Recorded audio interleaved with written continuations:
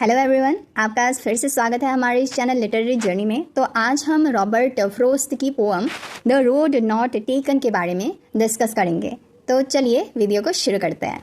तो ये poem Robert frost ने लिखी हुई है, जो एक अमेरिका के बहुत ग्रेटेस्ट पोएट्स में से एक है।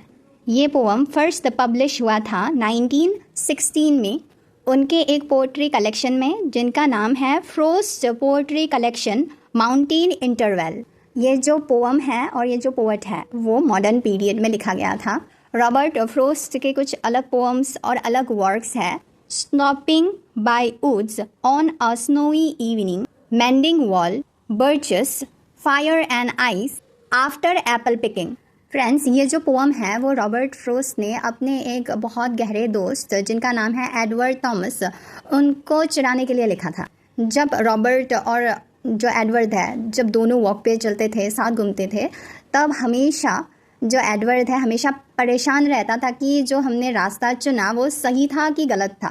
वो हमेशा इस बात को लेके परेशान रहते थे और वो हमेशा फ्रोस्ट को कहते थे कि अरे यार, हमें दूसरा रास्ता जो है वो लेना चाहिए था, वहाँ शायद ज़्यादा अच्छे नज़ारे दिखते। तो जो एडवर्ड है उसकी इस आदत की वजह से फ्रोस्ट ने ये पोअम एडवर्ड के लिए लिखा था, उसका मजाक उड़ाने के लिए या फिर उसको चिढ़ाने के लिए। पर जब रॉबर्ट फ्रोस्ट ने ये पोअम एडवर्ड को भेजी तो वो मजाक की तरह उसको समझ नहीं पाया और इस पोअम को बहुत सीरियसली ले लिया। और जब बाकी लोगों ने और क्रिटिक्स ने भी ये पोअम पढ़ा तो उन्होंने भी ये इस पोअम को एक बहुत बढ़िया मोटिवेशनल पोअम के रूप में ले लिया कि भीड़ से अलग रास्ता चुनो। जबकि जो रॉबर्ट फ्रोस्ट है उसका मोटिव यही था लिखने का कि इंसान चाहे कोई भी रास्ता चुने, बट एंड में थोड़ा सा उसको पछताना पड़ता है या फिर थोड़ा डिसअपॉइंटमेंट ज़रूर रहता है। अब चलिए क्रिटिक्स ने और दुनिया ने इसका मतलब कैसे निकाला। तो इस पोअम का द रोड नॉट टेकन, इसका यही मतलब है कि ज़िंदगी में जब हमारे सामने दो रास्ते आते हैं, दो ऑप्शंस या फिर चॉइसेस आते हैं, तो किसी एक को चुनना कितना मुश्किल होता है। कम चले हुए रास्ते पर जाने के बाद वो हमारे पूरे फ्यूचर को बदल देता है और वो ज़्यादा रिस्की होता है एज़ कम्पेयर टू जो रास्ता नोन है, जिस पे सारे लोग पहले से ही चल रहे हैं। और बाद में हम सोचते हैं कि अगर दूसरा रास्ता हमने चुना होता तो क्या होता। ये दोनों के लिए एप्लीकेबल है, जो भीड़ भाड़ वाले रास्ते से जा रहे हैं उनके लिए भी और जो अननोन रास्ते से जा रहे हैं उनके लिए भी। तो चलिए अब हम पोअम को पढ़ते हैं। Two roads डाइवर्ज्ड in a yellow would. एक पीले पत्तों वाले जंगल में आगे जाकर दो रास्ते अलग अलग दिशा में बट गए थे। And sorry I could not travel both.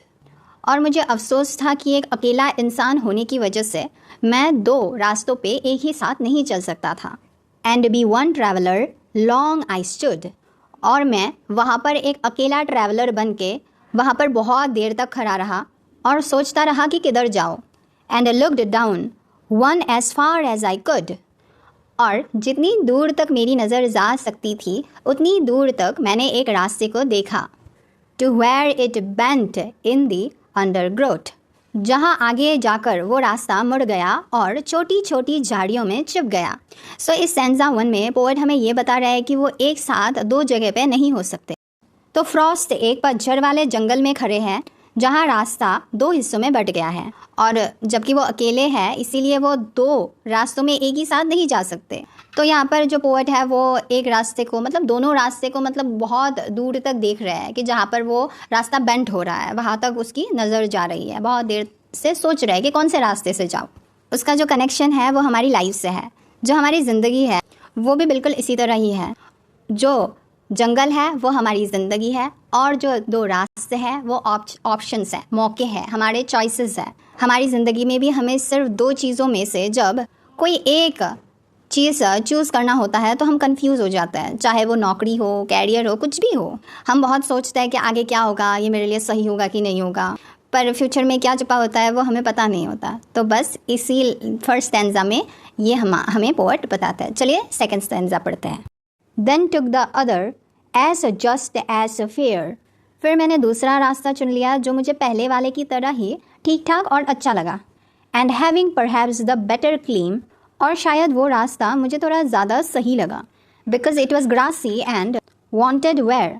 क्योंकि वो ज़्यादा ग्रासी का मतलब है बहुत ज़्यादा हरी घास वाला, ठीक है, वो था और उस पर अभी पैर नहीं पड़े थे। इसका मतलब है लोग उन पर कम चले थे। Though as for that the passing there, पर हालांकि जब मैं उस रास्ते से गुजरा, had worn them really about the same, तो मुझे लगा कि दोनों रास्ते एक जैसे ही थे, मतलब यहाँ पर भी उतने ही लोग चले हैं जितना पहले वाले रास्ते में चले थे।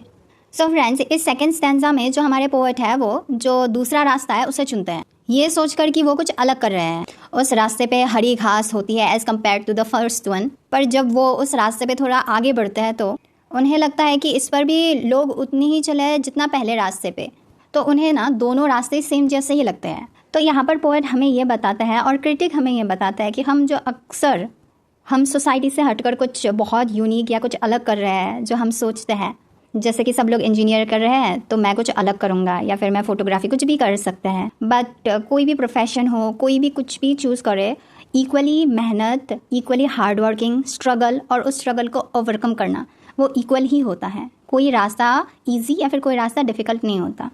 हमारा परसिस्टेंसी और हमारा परसिवियरेंस डिसाइड करता है कि हम सक्सीड होंगे कि नहीं। Stanza 3, and both that morning equally ले, और उस सुबह वो दोनों रास्ते मेरे सामने एक जैसे ही लग रहे थे। In leaves no step had trodden black, इसका मतलब है उन पर सूखी पत्तियों पर किसी के पैर नहीं पड़े हुए थे, इसीलिए वो कुचलकर काली नहीं हुई थी। Oh I kept the first for another day, तो मैंने मन में सोचा कि चलो पहले वाले रास्ते पर किसी और दिन चल लूँगा। Yet knowing how way Leeds on the way, जबकि मैं ये जानता था कि एक रास्ते से आगे कोई दूसरा रास्ता निकलता चला जाता है। आई doubted if I should ever come back, इसलिए मुझे शक था कि वापस क्या मैं इस मोड़ पर आ भी पाऊँगा, कि जो मैं ये सोच रहा हूँ कि फिर कभी दूसरी रास्ते पे चल जाऊँगा। सो पोएट को ये एहसास होता है कि ज़िंदगी में जो फैसले हैं वो बदलने का मौका नहीं मिलता। इसका मतलब यह है कि उन दोनों रास्ते पर सुबह सुबह ताज़ा पत्तियाँ गिरी हुई थी और किसी के पैरों के निशान वहाँ पर नहीं थे। तो यहाँ पर हमारे फ्रॉस्ट क्या करता है, अपने आप को तसल्ली देने के लिए ये बोलता है कि चलो पहले वाले रास्ते पे फिर कभी चल लूँगा, लेकिन वो अंदर ही अंदर ये जानता है कि एक रास्ते से आगे जाकर कोई दूसरा रास्ता, फिर तीसरा रास्ता, ऐसे बढ़ते जाते हैं, इसीलिए वापस पुराने मोड़ पे आना इम्पॉसिबल है।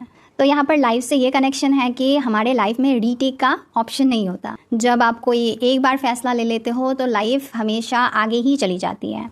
आप 10 साल बाद आके ये नहीं बोल सकते कि चलो अब इससे चल के देखते हैं या फिर दूसरा वाला ऑप्शन ट्राई करते हैं, नहीं।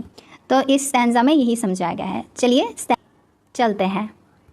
I should be telling this with a shy, poet बोलता है कि सालों बाद मैं कभी एक आहें भरकर ये बातें मुस्कुराते हुए या फिर अफसोस के साथ बोल रहा हूँगा।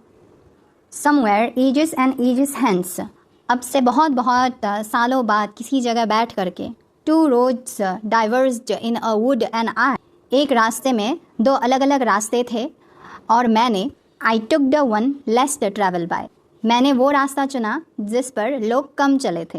And that has made all the difference, और इसी एक फैसले ने मेरी पूरी की पूरी ज़िंदगी बदल दी। तो इस फोर्थ स्टैंजा में पोएट कहते हैं कि अब से सालों बाद बुढ़ापे में कहीं पर बैठकर एक सांस लेकर, ठंडी सांस या फिर जो आहे है वो भरकर उनको बताऊंगा कि जंगल में 2 रास्ते थे और मैंने वो रास्ता चुना जिन पर कम लोग चले थे और इसी ने मेरी किस्मत बदल दी। यहाँ पर एक्चुअल में रॉबर्ट फ्रोस्ट अपने फ्रेंड एडवर्ड की टांग खींच रहे हैं। यहाँ पर अपने फ्रेंड के लिए वो पछतावा यूज़ कर रहा है कि बोलता है कि अरे यार दूसरा रास्ता चुन लेते तो अच्छा होता। तो यहाँ पर उन्होंने मजाक में ये पोएम बनाई थी, बट क्रिटिक ने ये निकाला कि जो ज़्यादा रिस्की रास्ता है अगर वो चुन लो या फिर रिस्क लो ज़िंदगी में तो क्या होता है, हमें सक्सेस मिलती है और हम अच्छा कुछ रिवोल्यूशनरी कर सकते हैं। तो ये बोला गया है, तो ये एक मोटिवेशनल पोएम के रूप में लिया गया है। तो इसी के साथ हमारी आज की वीडियो ख़त्म होती है फ्रेंड्स। अगर आपको पसंद आए तो लाइक, सब्सक्राइब और शेयर ज़रूर कीजिएगा। मिलते हैं नेक्स्ट वीडियो में। Thank you for watching.